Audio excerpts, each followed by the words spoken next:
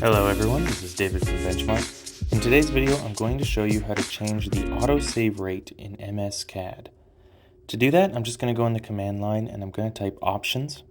I'm going to open my Options menu, and then what I'm going to do is go to the General tab. You can see here I have a checkbox for autosaving my drawing, and I can change the timing on how often it autosaves.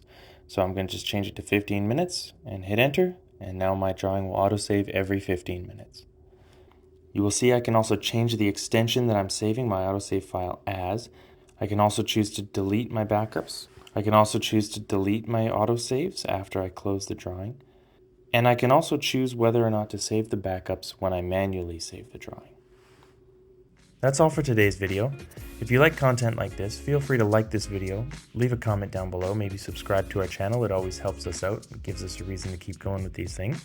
And if you need any help or have any questions, feel free to give us a call at 1-888-286-3204 or visit us online at www.bench-mark.ca. Thanks for watching. Have a great day.